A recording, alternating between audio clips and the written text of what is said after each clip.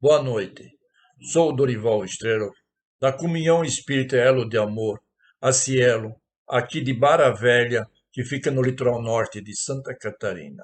Sejam todos bem-vindos para mais esta palestra espírita virtual. Esta palestra está sendo transmitida pela Rede Espaço Espírita, Rádio e TV, que é o Departamento de Divulgação do Elo de Amor.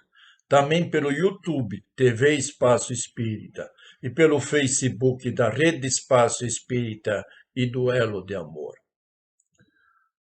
Vamos começar a palestra com a música que o Chico Xavier mais gostava, Lili, Ri, Lô.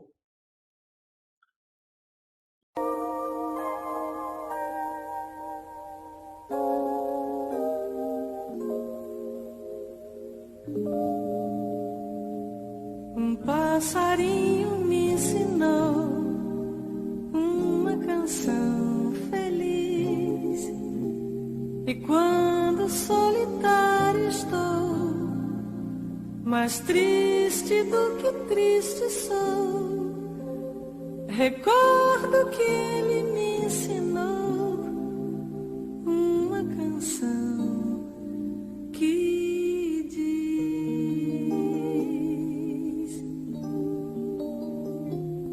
eu vivo a vida cantando Rai Lili, Rai Ló. Por isso sempre contente estou. O que passou, passou. O mundo gira depressa e nessas voltas eu vou cantando a canção tão feliz que diz Rai Lili, Rai Ló. Por isso é que sempre contente estou. Rai Lili, Rai Ló.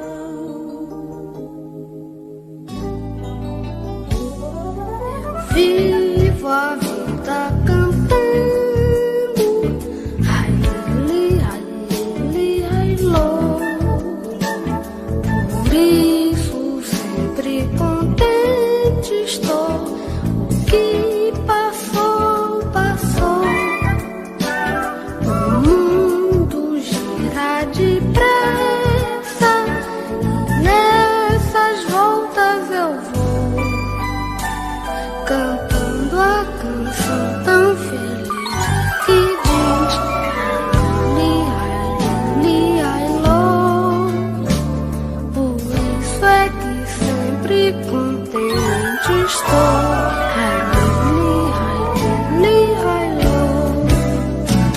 Eu vivo a vida cantando Rai Lili, Rai Ló.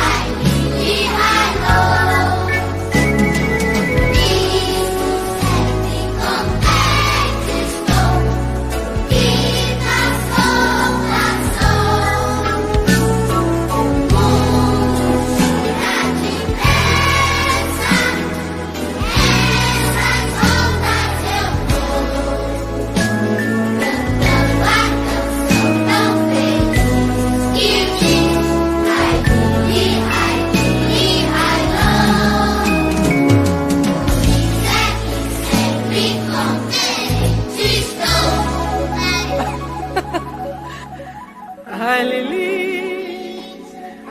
Rai Lili, Rai Ló.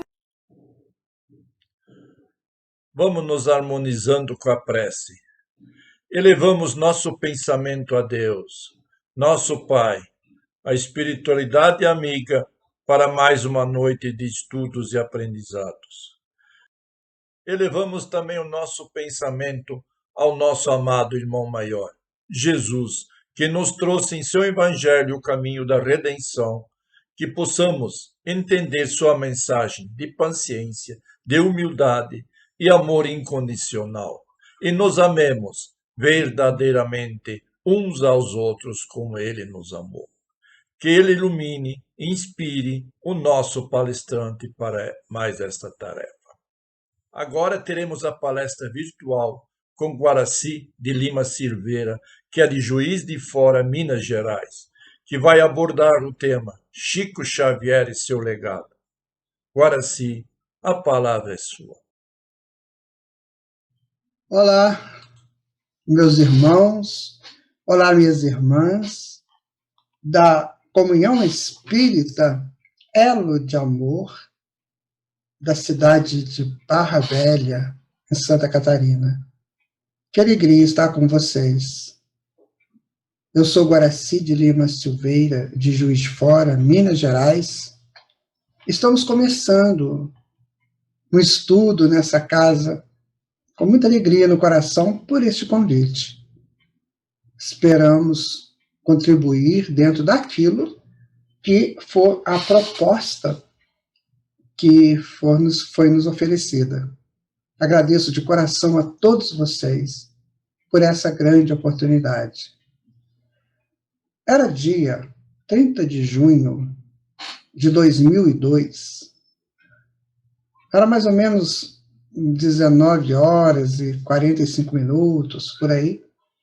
Eu estava indo com a minha esposa a uma lanchonete aqui em Juiz de Fora, quando de repente ela recebe uma ligação no telefone e ela começa a atender assim, com meias palavras, muito preocupada, me olhava. E aí, quando eu percebi que alguma coisa era séria, né? Ela estava recebendo uma informação muito séria. E aí eu parei o carro e falei, o que foi? Ela falou, Chico Xavier. Eu falei, o que tem o Chico? Acabou de desencarnar. Naquele dia, o Brasil tinha conquistado o pentacampeonato mundial de futebol. Nós já tínhamos informações de que o Chico Xavier houvera dito que ele ia desencarnar, que ele queria desencarnar num dia que o povo estivesse muito feliz. E o brasileiro estava muito feliz. Eu me lembro daquela data perfeitamente. Eu estava feliz, porque, afinal, o meu país, né, tinha conquistado um título inédito entre todas as nações. Também estava feliz. E, mais tarde, eu fiquei sabendo por que o Chico Xavier falou aquilo, que ele queria desencarnar num dia que o povo estivesse muito feliz. É que parece que ele queria desencarnar antes. Ele estava com 92 anos, né? Então ele queria desencarnar antes. Estava muito franzino. Ele queria desencarnar antes, mas não era possível. Um dia ele perguntou para a espiritualidade, por que eu não posso desencarnar antes?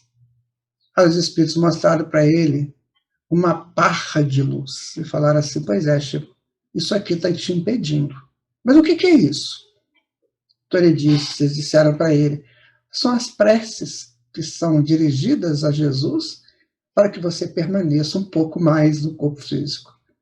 Dada a sua importância dentro do movimento espírita, dentro nas presenças dessas pessoas. Então é preciso que você fique um pouquinho mais. Então o Chico pensou, no dia que o povo estiver muito alegre, eles vão esquecer de mim. Aí eu poderei ir. E segundo consta, já na manhã do dia 30, o jogo foi pela manhã, né? O jogo terminou bem cedo, e foi feito, parece que lá numa cidade, um país, parece que é Japão, uma coisa assim. E aí ele já sabia desde cedo que ele iria desencarnar naquele dia. Então, o Chico foi embora. De 1910 a 2002, ele esteve aqui conosco, trabalhando, buscando ser um médium de excelência, de qualidade extraordinária, dentro da necessidade que o movimento espírita exigia. Então você pensa na figura do Chico Xavier, o que vem à sua cabeça?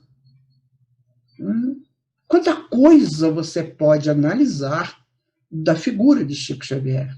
Quanta coisa que se tem de histórias dele. A União Espírita Mineira lançou um livro sobre o Chico, chamado Mandato de Amor. É um livro lindo que conta muitos momentos ali da vida do Chico Xavier. Estivemos pessoalmente com ele, um dos idos de, parece, 1982, quando estivemos lá em Uberaba, e pudemos estar ao lado dele, vendo ele psicografar, vendo ele atender aquela multidão, participamos com ele daquele sarau que ele fazia ali, à sombra do abacateiro, também participamos. Tivemos um momento de reflexão junto ao Chico Xavier. Porque eu digo a você, meu amigo, minha amiga, que não tem como você se aproximar desses espíritos sem refletir, sem pensar você, sem pensar a possibilidade que a vida te deu daquele momento. Eu sou muito contra a mitificações, deificações. Por ter estudado mitologia, chegamos à conclusão de que o mito é aquele que faz ou está onde você gostaria de estar fazendo o que ele está fazendo. Isso é mito. Ora, como que eu poderia pensar em Chico como um mito? Eu jamais teria possibilidade de pensar em estar como ele, ser como ele e estar como ele. Não. Uma das propostas do Espiritismo é sabermos nos situar onde realmente estamos dentro do nosso concerto evolutivo. Então, nós admiramos as pessoas pelo que elas fazem, pelo que elas representam, mas entendemos que temos que buscar a nossa essência, o nosso ser existencial e o que estamos fazendo. Então, quando você chega perto de uma pessoa com um compromisso imenso como Chico Xavier, você tem que refletir, será que eu, pelo menos, estou predisposto a esse compromisso? É muito comum a consciência entender algo de superior, algo que ela tem que realizar de superior. Isso é comum no projeto das consciências em despertamento ou despertas.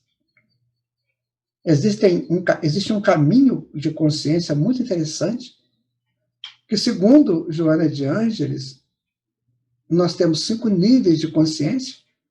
O primeiro nível é o sono sem sonhos, que caracteriza apenas pela sobrevivência, a busca da sobrevivência, comer, beber, dormir, reproduzir e fazer um trabalho, sem muito compromisso de aprender com ele. O segundo nível já é um pouco sonhador, já aparecem alguns sonhos. Então, seria a consciência de sonhos mágicos. Eu sou o melhor, meu filho é melhor, minha filha é melhor. Enfim, essa coisa mágica que muitas vezes nós embalamos nela. O terceiro nível, sim, já é um nível de despertamento. E vai sendo gradativo até o despertamento total. Depois vem o quarto nível, né, que é o nível do desperto. E o quinto nível, que é o nível cósmico, ou seja, um nível harmonioso. Então, uma consciência que está no terceiro nível, ela está sendo despertada ou está já desperta num determinado teor, né? Ela entende as responsabilidades que ela tem perante a sua existência, o seu existir. Mas será que ela assume isso? Será que, de fato, ela busca isso como um conteúdo e um exemplo para ela própria de vida?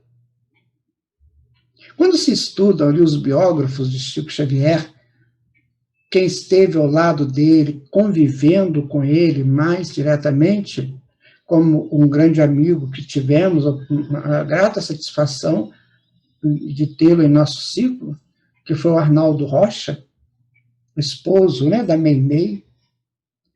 Então, o Arnaldo, a gente tinha muitos momentos juntos, estudando, conversando. Então, o Arnaldo sempre dizia, olha, Chico Xavier tem compromisso com a consciência dele. Isso é algo superior, isso é algo diferenciado. E por isso ele fazia as coisas que ele fazia, coisas que a gente achava assim, tão difíceis de realizar, e ele realizava com tamanha simplicidade. Contam que, certa feita, apareceu até ele um senhor, e esse senhor, a mãe desse senhor, era apaixonada pelo Chico, mas nunca tinha visto o Chico de perto. Queria, pelo menos, dar uma olhadinha para o Chico. Assim. Uma senhora mais idosa. Né? E esse filho dela se aproxima do Chico, se faz ali uma amizade, e uma determinada noite, depois dos trabalhos realizados, eles vão embora para casa. Aí o moço comenta com o Chico: Chico, a minha mãe é apaixonada por você, ela tem uma gratidão imensa pela sua generosidade. Será, Chico, que você não importaria se a gente cortasse aqui um pouquinho o nosso trajeto e você passasse em frente à casa dela? Porque depois eu vou contar para ela: mãe, o Chico passou aqui na frente da sua casa. Era tarde, mas ele passou aqui. Ah, perfeitamente, por que não? E Chico já estava cansado, né, minha gente? E aí, quando chegaram na porta da casa dessa senhora, o Chico desceu. Antes de alguma reação, né, de outros, ele desceu do carro e falou com o senhor: vamos? Senhor, vamos aonde? Lá na sua casa. Vamos lá, quero conhecer sua mãe. E aí o senhor ficou apavorado, ele falou: meu Deus, o que vai acontecer? A minha mãe vai ter um desencarne ali, né, por ver o Chico na casa dela. E aí eles sobem, né, os degraus lá da escada, e quando a mãe vê o Chico, ela entra em pranto. Né? E por que isso? Por que esse pranto daquela senhora ao ver essa figura do Chico? É pela grandeza moral do Chico Xavier, pela grandeza espiritual, pela ética dele. Quando nós estivemos com ele e chegamos próximos a ele, eu falei com ele: meu irmão, que Deus te abençoe. Eu estava com 34 anos, ainda muito novo. Falei: que Deus te abençoe. E tomei da mão dele, cuidadosamente, beijei a mão dele. Ele olhou, sorriu, né, e pegou a minha e beijou também. Aquele momento foi mágico, foi único. Foi assim, dá vontade de você parar no tempo. Por quê? Porque estava de frente a um representante dos níveis superiores do planeta. Estava diante de um espírito que já tinha vencido muitas etapas do princípio, e já estava avançando além. Conta-se também que quantas vezes, quando terminava aquelas sessões lá no centro espírita, e o pessoal, né, indo para casa, os que ficavam, né, os trabalhadores, e Chico: não, vou te levar em casa. Aí chegava lá, o senhor ficava assim, sem graça de ver que o Chico estava indo sozinho: não, vou te levar agora em casa também. E ficava aquela coisa, né, que ninguém queria ficar longe dele. E Chico não tinha pressa para ir embora para casa. Essa é uma característica muito interessante no Chico. Ele não tinha pressa para ir embora, porque ele estava entregue ao trabalho. Ele estava entregue àquela possibilidade, né, que o trabalho dava para ele de servir a causa de Jesus, a causa cristã. O Chico teve alguns aconchegos na vida. Todos nós temos que ter esse aconchego. Todos nós. Não é? Você já analisou isso com você? Que de vez em quando você busca os seus aconchegos? O primeiro aconchego que o Chico teve na vida dele foi o aconchego da mãe. Muito embora ele perdeu essa mãe com 5 anos de idade, mas ele ali, sobre aquele látego, né, da madrasta dele, da madrinha dele, ele buscava o encontro com a mãe no quintal da casa dele. A mãe, em espírito, vinha e conversava com ele, e animava o Chico nos momentos difíceis, quando ele teve que lamber a ferida lá do garoto. A mãe falou assim: não faça isso, Chico, isso vai acabar rapidinho, não se preocupe, essas marcas de garfo na sua barriga, isso vai passar, daqui a pouco você vai se libertar, daqui a pouco alguma coisa melhor vai acontecer. Então ele tinha esse aconchego da mãe. Depois o Chico vai buscar um outro aconchego, que muitas vezes nós ficamos assim, pensando por que ele buscou aquele aconchego? Que foi o aconchego da Igreja Católica. Ele tinha muita amizade com o padre, ele ia às missas, aquela coisa toda, né? Então a gente pode observar que, dentro do projeto da evolução, desde que nós saímos dos estados do primitivismo, né? Daquelas questões, né? Dos totemismos, da questão dos tabus, da questão dos grandes ferreiros, das comunidades dos grandes ferreiros. Naquele processo antigo, nós vivíamos o sagrado. Nós estávamos em busca desse sagrado o tempo todo, porque esse sagrado nos inundava o ser, tanto durante o dia, no contato com a natureza, quanto à noite, no contato com o cosmos. Então, o espírito recém-saído da irracionalidade, ele buscava neste sagrado o aconchego que ele precisava. Depois, com o passar do tempo, com o crescimento natural da consciência, do fazer, do realizar humano, foi se perdendo esse contato com o sagrado. Mas os grandes espíritos, esses que renascem com propostas como foram as propostas do Chico Xavier, esse sagrado chama a pessoa para ele. Então, quando o Chico buscava a Igreja Católica, ele buscava no sentido do reencontro com o sagrado, não necessariamente que ali dentro estivesse o sagrado que ele buscasse, mas ele buscava dentro da possibilidade dele e dentro das expansões dele. Então, quando ele chegava ali, ele se sentia próximo do sagrado dele. Então, foi o aconchego que ele teve. E respeitou muito aquele aconchego, né? Respeitou plenamente aquele aconchego. Isso para ele foi muito importante.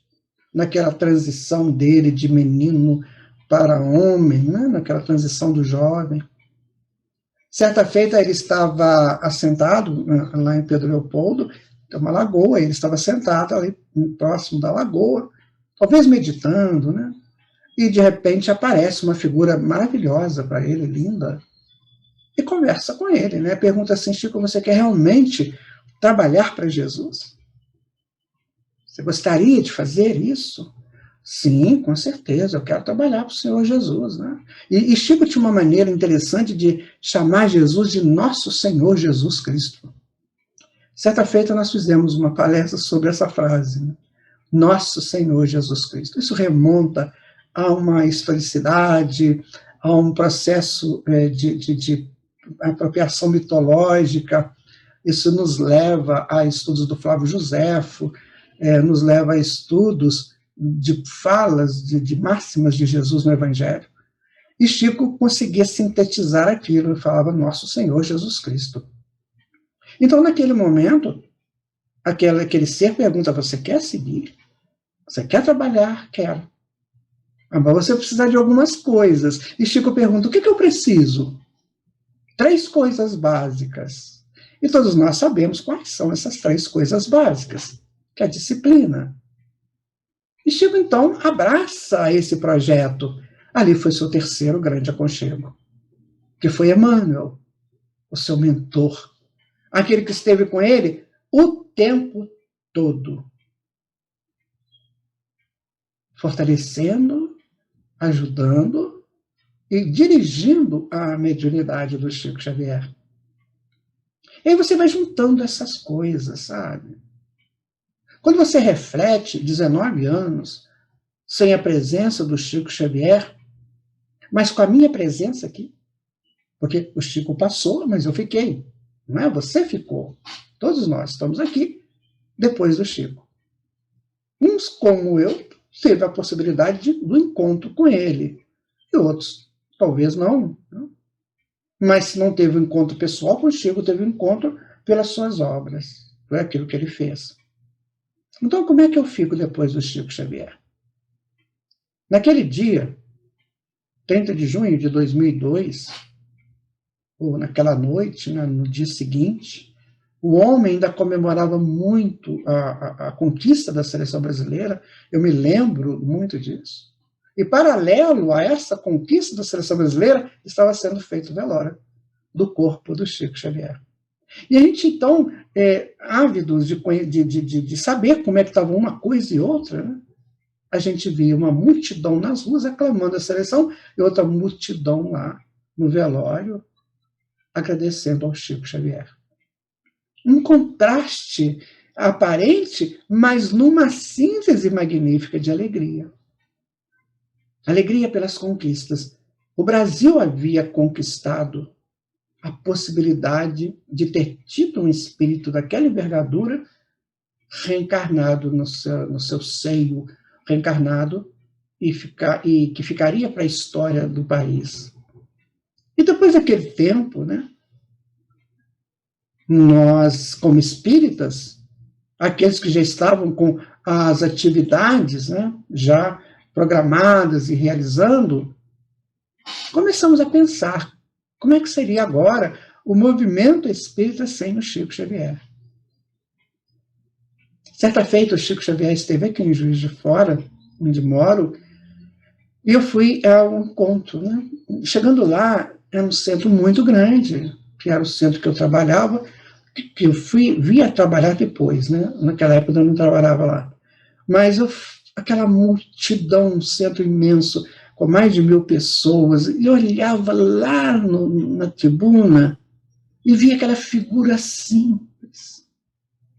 Aí, certa feita, ele chegou numa dessas casas, e aquela multidão, aquela quantidade de gente, né? E ele lá sentado, ele olhava para a multidão, gente se acotovelando nas janelas, que não tinha nem como entrar dentro do salão. Aí ele conversou com um dos amigos dele e falou assim: sabe por que essa multidão está aqui agora? É por você, Chico. Não, meu filho, não é por mim, não. É porque estão com muita saudade de Jesus. Mas você para pensar isso. O que o Chico disse? Olha, quando muitas pessoas se reúnem em nome do Cristo, o que acontece? O Cristo não está presente? Então, aquela reunião ali, que ele produzia, muita gente ao lado dele, eram as reuniões em nome do Cristo, porque ele só fazia isso. Ele só trabalhava em nome de Jesus. E ali a multidão vinha, porque Jesus estava presente. Então, ele dizia, era a saudade das pessoas pelo Cristo. No transcurso do tempo, depois do desencarne do Chico, nós começamos a observar que os companheiros e companheiras espíritas, de alguma maneira, queriam homenageá-lo. O Correio Brasileiro criou um selo, né, em homenagem ao Chico. Eu tive a possibilidade de participar do lançamento oficial desse selo. E os companheiros e companheiras começaram a denominar centros espíritas com o nome de Chico Xavier. Começaram a fazer essas homenagens ao grande trabalhador, né? E começamos a ter que acostumar com a ausência dele, a ausência física dele, mas a presença espiritual ali, junto com todos aqueles que estavam buscando, de alguma maneira, esse cadinho ainda dessa maravilha de trabalhador que é o Chico Xavier.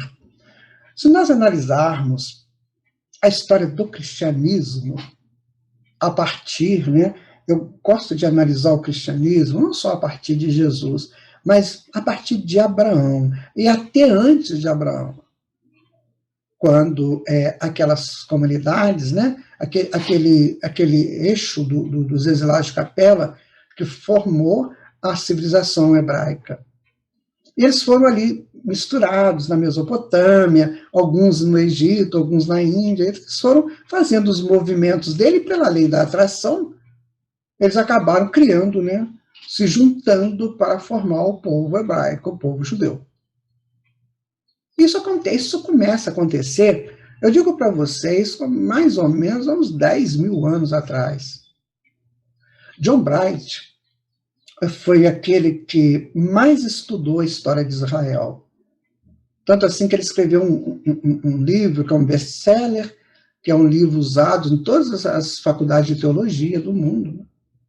John Bright, a história de Israel. Então ele começa a dizer para nós que a história de Israel começa com os primeiros assentamentos na Palestina.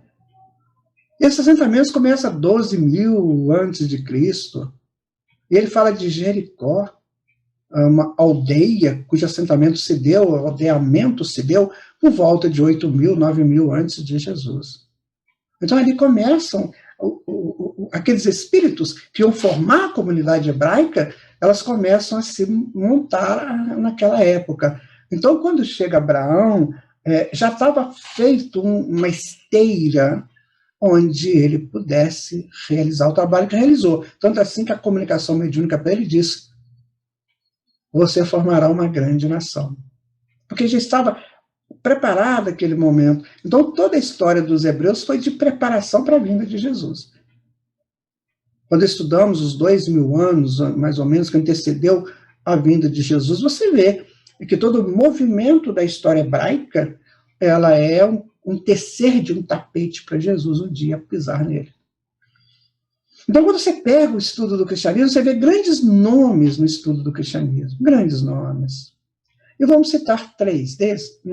Claro que tem outros, mas nós vamos nos centrar nesses 3 aqui. O primeiro, o Senhor Jesus, guia e modelo da humanidade. Sem dúvida, a questão 625 do Livro dos Espíritos nos fornece essa informação, e nós vamos observando no decorrer dos nossos estudos, e principalmente dos estudos comparados, porque devem ser assim. Então nós vamos ver que realmente Jesus é o guia e modelo da humanidade, sem dúvida nenhuma.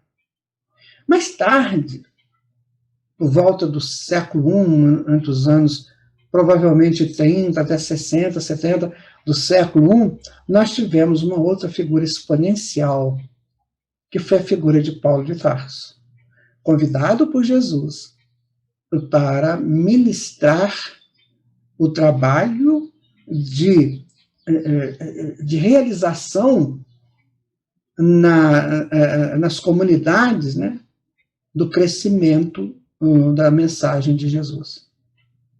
Então, Paulo de Tarso assume esse trabalho perigoso, difícil, no qual ele teve que doar a própria vida.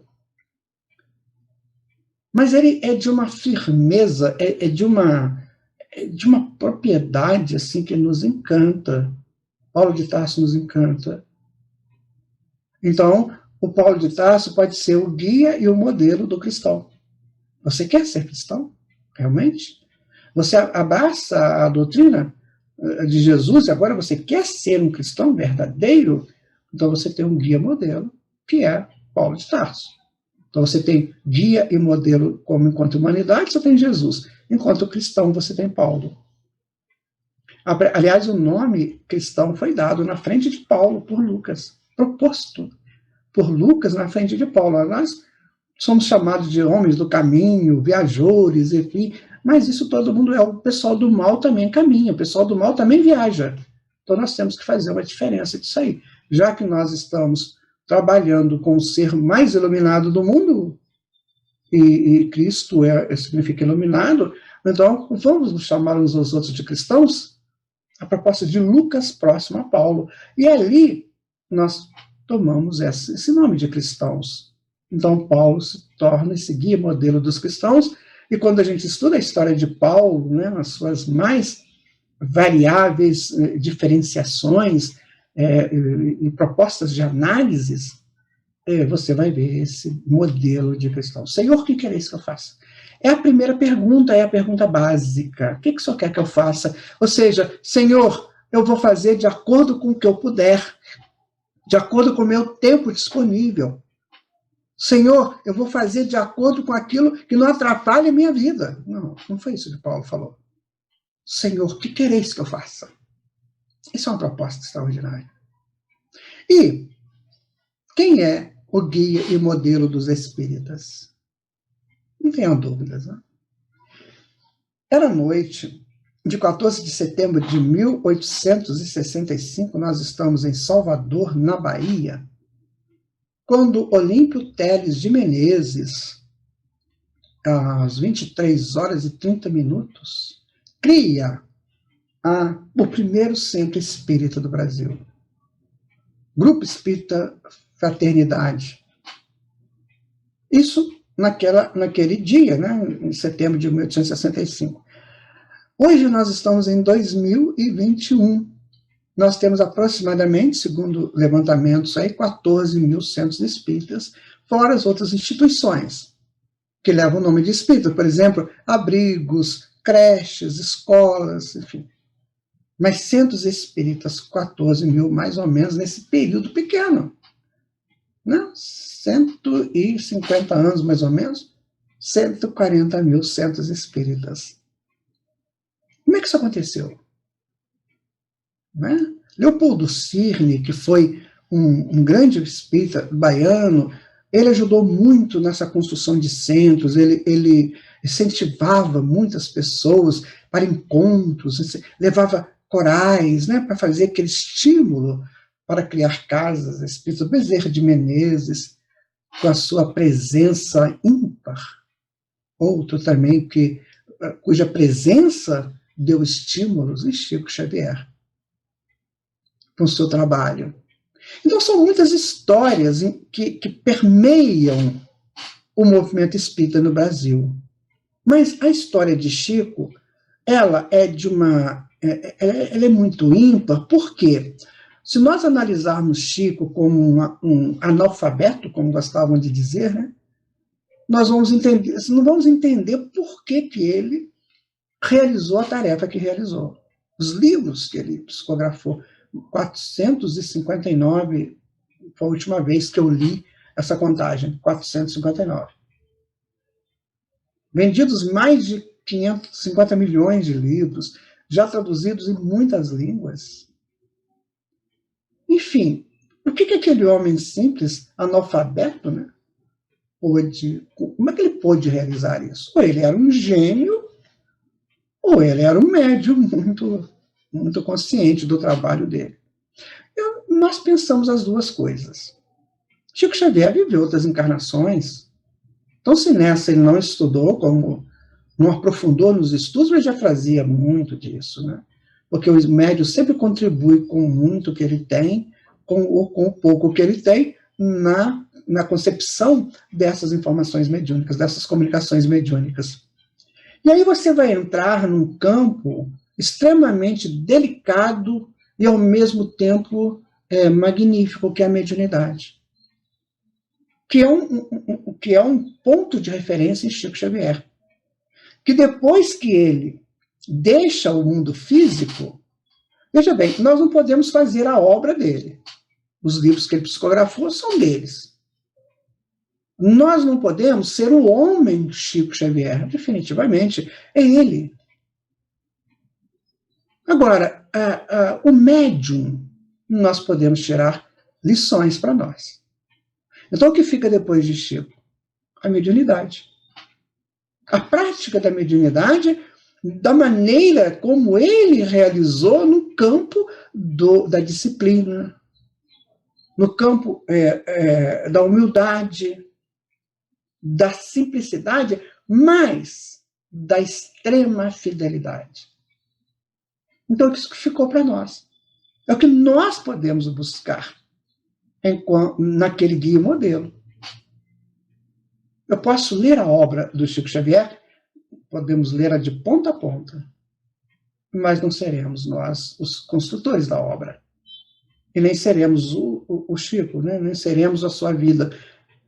Mas poderemos ser praticar a mediunidade de uma maneira como ele praticou. Chico Xavier, ele tem situações de extrema generosidade. Eu gosto muito de lembrar o dia que o Chico Xavier foi ao Pinga Fogo, né? E ali ele respondendo aquelas perguntas, aquela coisa toda, e aquela maravilha toda, deixou todo mundo assim maravilhado, né? Mas tinha lá um diretor do programa que debochava, ironizou Chico o tempo todo, né? E quando termina o programa, o Chico vai ao banheiro e passa próximo desse diretor.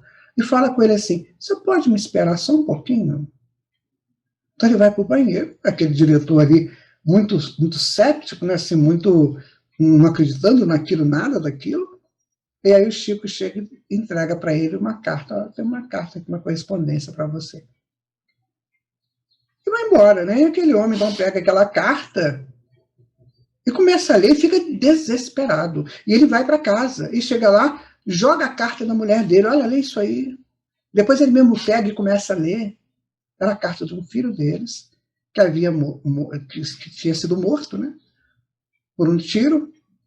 E ele estava com um amigo dele, então, claro, a vítima, ele era vítima deste amigo. E esse amigo estava sendo julgado para ser condenado. E aí, eles lendo a carta, não deixava a menor dúvida de que era o filho deles. Inclusive, um termo que ele chamava a mãe dele, né? De Nagoya. Nagoya era só ele com a mãe dele. E lá na casa estava Nagoya. Então aquele homem foi ficando desmontando, ele foi se desmontando. Porque ali era uma evidência. E no dia do julgamento do rapaz, do colega, o rapaz afirmando, não, gente, foi um acidente, a arma disparou, eu jamais faria isso, eu jamais tiraria a vida de um amigo meu que eu gostava tanto, mas não adiantava a narrativa dele, né? E quando o juiz pega aquela carta, e o pai do menino, né, do garoto que desencarnou, atesta, não, eu acredito nisso aí, que esse aí é meu filho. E aí está pronto, o juiz dá a liberdade para aquele que realmente não havia cometido o assassinato. Quem é esse homem, minha gente? Qual é a possibilidade, a superioridade dele de convencer um juiz num tribunal? Esse é o outro ponto que nós podemos pegar de Chico depois dele. Essa presença moral, sabe? Indelével. Aquela presença que não deixa a menor dúvida de quem somos. Então, Chico, com a sua presença, conseguia convencer tribunais. Isso podemos pegar dele também. Podemos pegar essa presença moral, essa presença ética de Chico. Então, se nós ainda estamos no nosso início dos estudos da doutrina espírita, que muito embora eu já tenha mais de 40 anos estudando a doutrina, mas, vejam vocês, estão ainda começando, porque imagino que o Chico Xavier viveu, né, muitas encarnações como médium, como essa criatura que foi se formatando na estrutura espiritual que ele é. Então, isso pode ser um modelo para nós, deve ser um modelo para nós. Nós não podemos voltar lá atrás e pegar o Chico de novo, não é isso? Mas nós podemos, a partir de agora, criar estruturas em nós que vieram do Chico. Veja você, se você é médium com tarefas, se você participa de uma reunião mediúnica, se você é um médium passista, um médium psicógrafo, um médium de atendimento fraterno, seja qual mediunidade que você exerce, médium de fazer roupa para as crianças, né?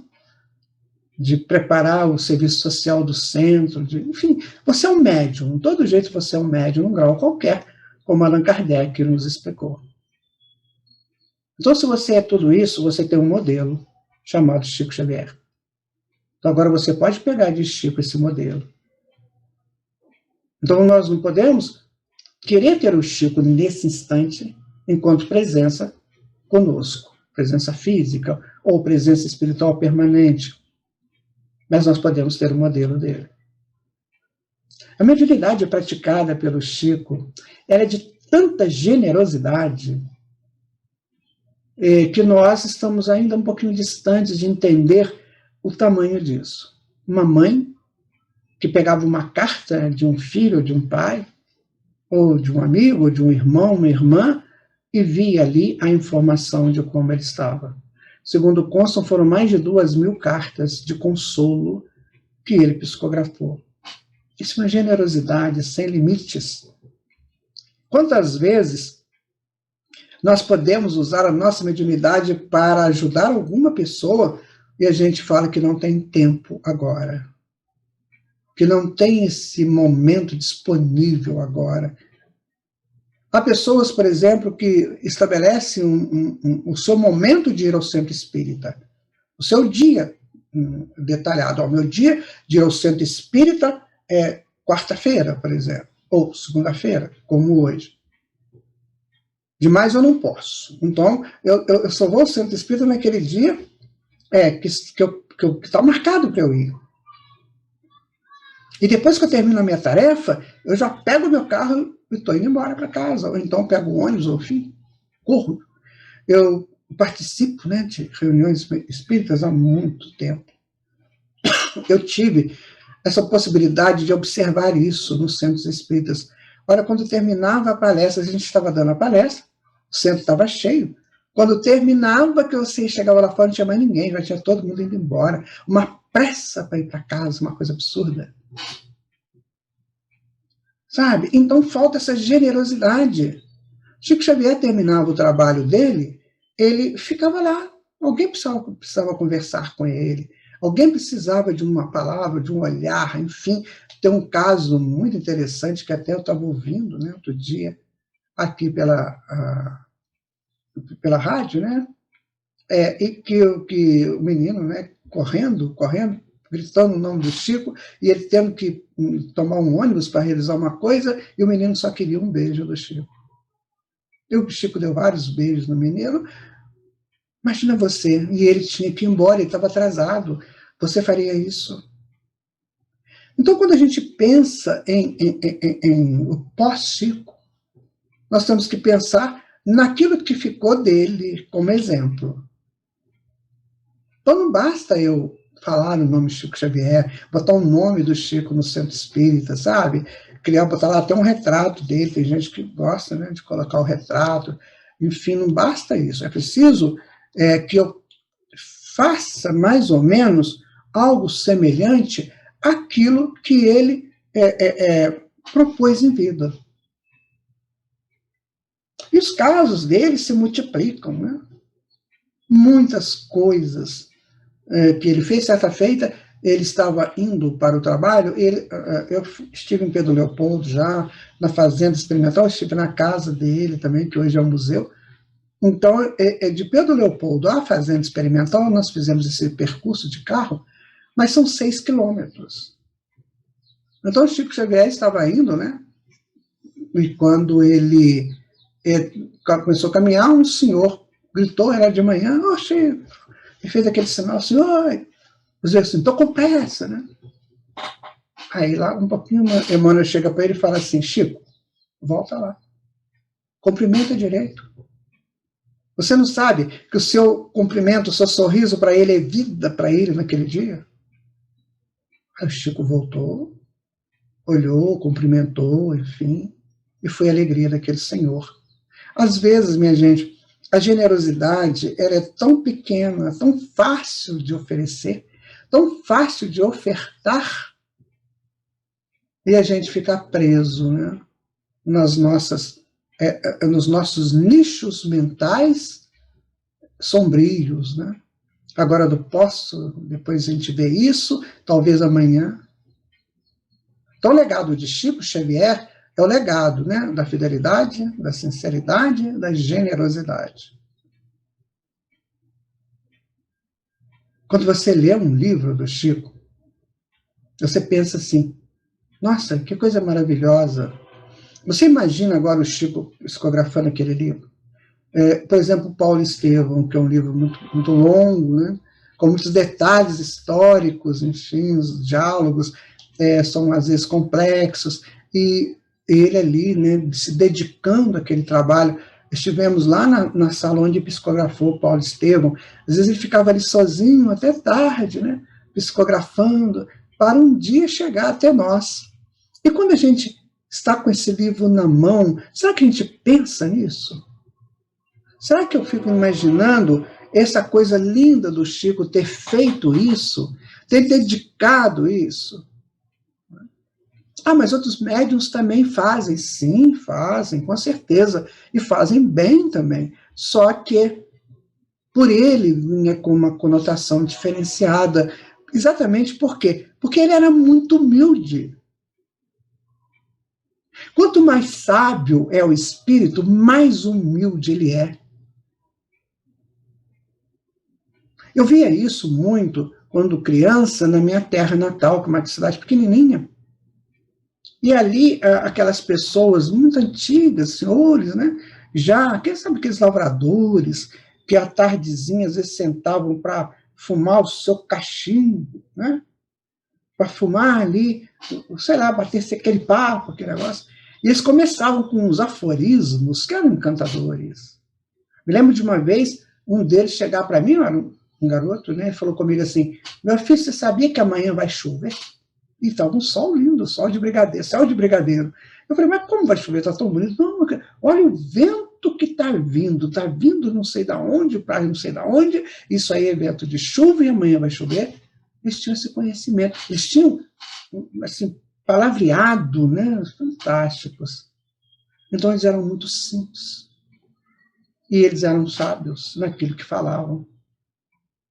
Então, meu amigo, minha amiga, que estão aqui nessa reflexão nossa, desses 19 anos pós-Chico Xavier, né? Como é que eu estou com a minha mediunidade? Eu tenho aprimorado a minha mediunidade? Eu tenho estudado mediunidade? Eu tenho me dedicado um tempo para me apropriar de melhores informações a respeito da mediunidade? Será que eu tenho? Eu tenho, assim, feito estudos comparados da mediunidade. Eu tenho feito isso. Será que eu consigo identificar quando o espírito ele é do bem, quando o espírito não é do bem, quando ele está querendo me enganar? Será que numa reunião mediúnica eu consigo fazer assim aquela diferenciação se o espírito está me enganando, está enganando a todos, ou se não, se ele é um espírito mesmo de luz?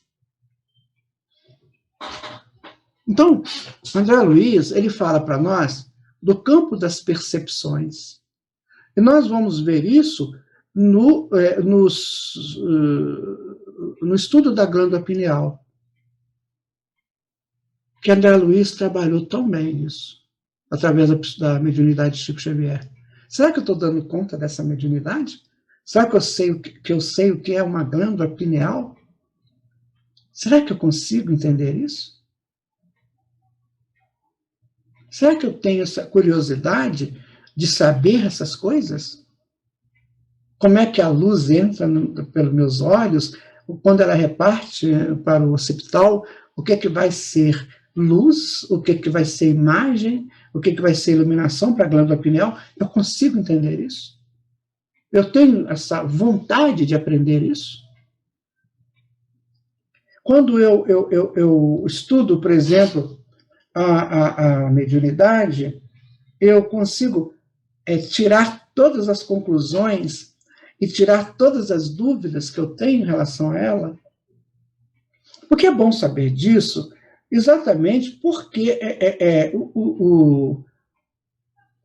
o futuro nosso é a convivência com a mediunidade, mais expandida.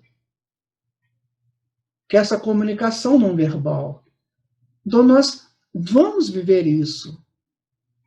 Então, quando Chico Xavier vivia aquela comunicação ampla com a espiritualidade, isso dá para nós uma vontade de analisar como que eu estou em torno disso tudo. Né? Como que eu estou em torno dessa possibilidade de ampliar o meu conhecimento e a minha prática mediúnica? Você quer falar de Chico Xavier, né? Você quer pensar Chico Xavier? Pensa nisso. No aprimoramento da mediunidade, no aprimoramento, né, da sua projeção de fidelidade ao Mestre Jesus, de lealdade absoluta a ele, a Allan Kardec, codificador da doutrina. E você pensa na generosidade. É o que ficou para nós. É o que nós podemos pensar hoje, Chico Xavier, nesses 19 anos que se passaram depois dele ter retornado ao mundo espiritual. Então eu digo para você assim, não queira saber quem foi Chico Xavier no passado. Isso aí não vai acrescentar nada. Porque nós estaríamos falando do homem Chico Xavier, do espírito, e isso é dele. As vivências deles, as conquistas dele, são dele. Percebem? Então compete a ele, não a mim. Então não tem que pensar isso. Quem foi? Foi Chico Xavier, foi encarnação de quem? Ele viveu as encarnações dele e digo para você, ele aproveitou. Porque ele chegou com esse potencial. Então vamos esquecer isso. Mas a vida de Chico foi maravilhosa. Nós podemos tirar grandes lições, né, da vida do Chico Xavier. Vocês devem saber muitas delas. Por isso que nós estamos assim, não falando muito, porque você já conhece. Nós queremos fazer essa análise de como eu vivo hoje essa lembrança do Chico. Então, meu amigo, minha amiga, meu irmão, minha irmã, aprimore a tua mediunidade. Eu tenho certeza que o Chico, onde ele estiver, ele vai te ajudar muito. Porque era o que ele mais fazia. Né? É o que ele mais realizava. Tem um caso do Chico que me marcou muito também. Foi quando ele ainda estava em Pedro Leopoldo, né, fazendo as reuniões, ele e o irmão dele. E aí, certa feita, ia muita gente na reunião, enchia lá a reunião. E certa feita, chegou uma mãe com 4 moças. E essas moças se mordiam umas às outras, era uma obsessão coletiva entre elas, uma coisa seríssima. Então, o Chico Xavier, o que eu vou fazer? Né? E as pessoas foram saindo, apavoradas, e não voltavam lá. E aí houve aquela informação da espiritualidade que o Chico deveria tratá-las. Muito embora era um processo muito difícil, perigoso, delicado, era uma obsessão muito séria, e Chico, então, atende à espiritualidade. Às vezes ele chegava para o trabalho, né, para a reunião, não aparecia ninguém, só ele e o irmão. Então o Emmanuel falava assim, Chico, vamos orar, vamos ler uma mensagem em voz alta. Isso é respeito à espiritualidade. Sabe? É isso que nós estamos falando. Então eu pego essa informação do Chico e eu trago para mim hoje. Já aconteceu um dia, por exemplo, que eu vou fazer o culto no lar, só está eu e eu desanimo? Já aconteceu alguma coisa de eu chegar no centro espírita para fazer uma palestra e ter lá 3, 4 pessoas e eu desanimo da palestra? Por quê? O que acontecia? Chico via o mundo espiritual, então não tinha encarnado nenhum, mas estava cheio de desencarnado. Então ele fazia palestra para os desencarnados, ele fazia leitura, palestra não, leitura para os desencarnados, assim também nós. Porque o Chico vivia nessa comunhão com os 2 planos. Também temos que começar a pensar assim. Não somos só nós os encarnados, também os desencarnados. Então, nessa estrutura toda de se pensar Chico Xavier, nós vamos fazendo as nossas conclusões. Né? O que, de fato, eu estou fazendo com as lembranças e o modelo Chico Xavier. O que eu estou fazendo? Eu tenho que pensar muito isso, né, minha gente? Porque é isso que vai me dar uma força extra para continuar no trabalho. Nós sempre temos que ter uma referência em tudo. E a referência no trabalho espírita é o nosso irmão. Eu agradeço muito a vocês por ter podido viver esse momento aqui com vocês. Vocês da Comunhão Espírita Elo de Amor, né, de Barra Velha, em Santa Catarina. Uma alegria muito grande por poder participar. Que Deus nos abençoe, sabe?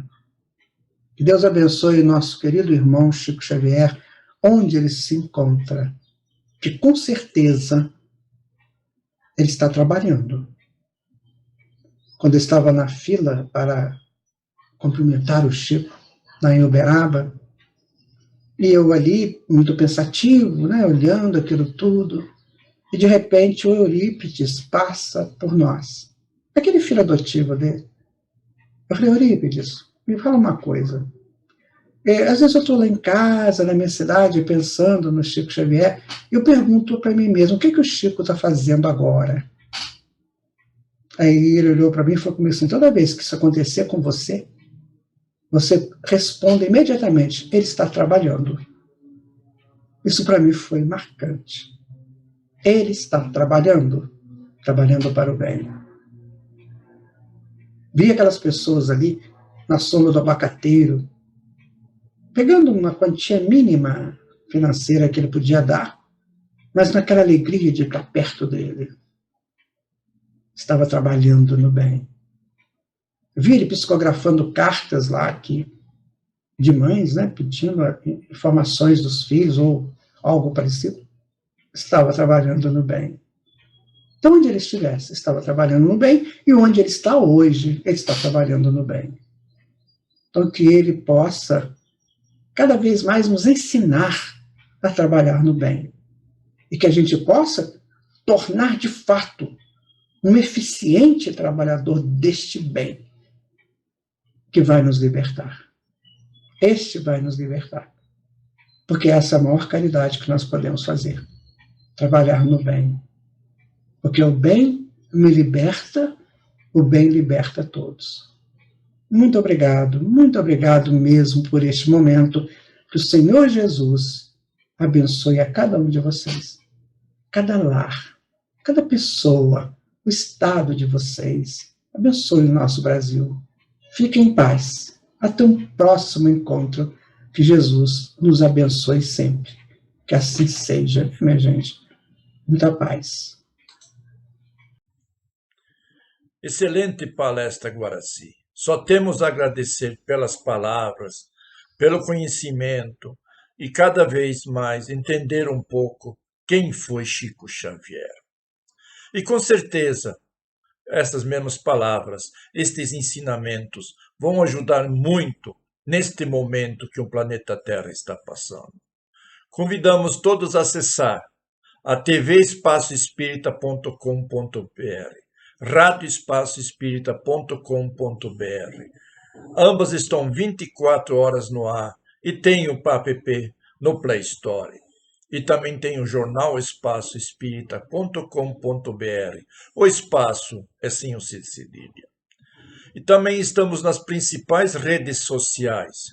No YouTube como TV Espaço Espírita, Facebook, Instagram, Twitter e Pinterest como Rede Espaço Espírita. E o Elo de Amor também está no Facebook. E para finalizar, teremos a oração nossa na voz de Chico Xavier. E convidamos a todos para a próxima palestra virtual do Elo de Amor, que será na próxima segunda-feira, às 20 horas. A todos uma excelente semana. Que assim seja.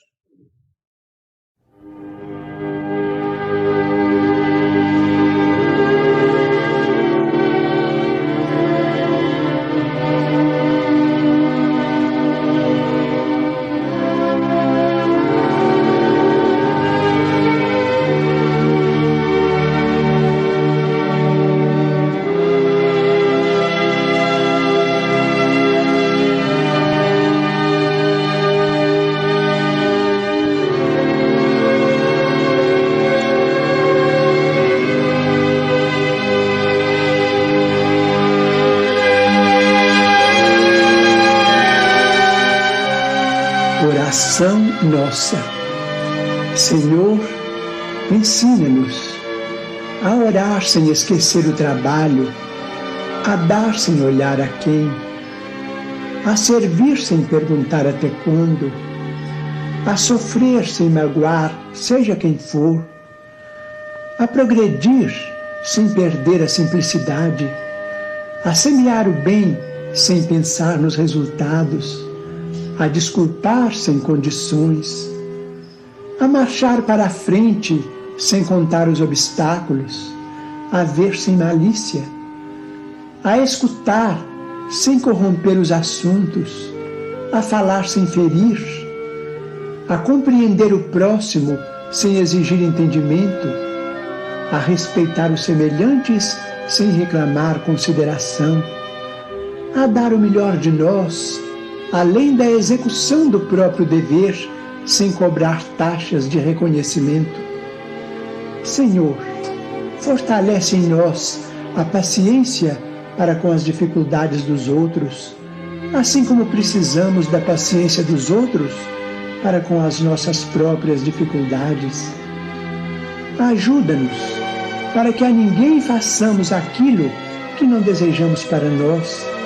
Auxilia-nos, sobretudo, a reconhecer que a nossa felicidade mais alta será, invariavelmente, aquela de cumprir teus desígnios, onde e como queiras, hoje, agora e sempre.